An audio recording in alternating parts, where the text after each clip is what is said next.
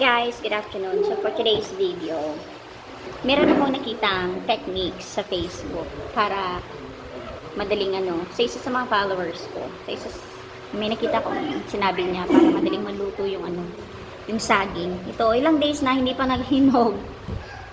Gagawin ko sana ng banana fuse, hindi pa siya nahinog. Lagyan daw ng toothpaste. Pag na sa kamay ko. Lagyan natin daw.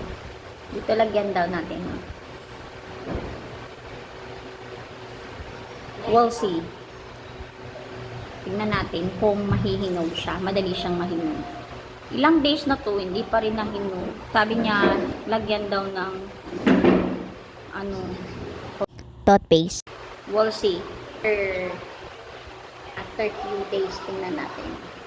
I'll update you kung anong mangyari bukas. Kung nahinog ba siya agad or hindi. Ayan. Nilagyan ko. Hi guys! Ayan, update na yun sa saging natin kahapon.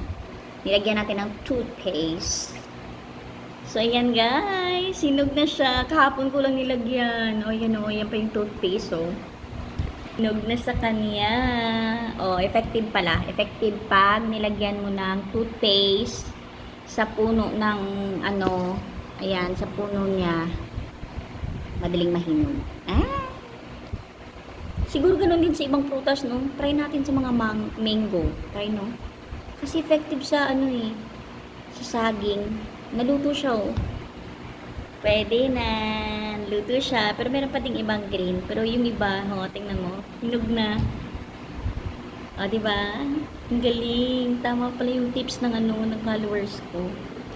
So, yan. Try nyo na para madali luto yung sag. Naluto ko na, guys.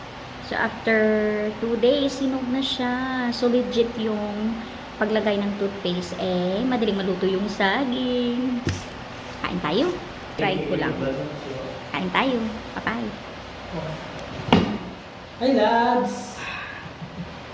Bye. Please watch our full video, like, comment, and share. And don't skip the ads. Maraming salamat. And subscribe now also for you to get updated on every video I uploaded. Thank you. Bye-bye.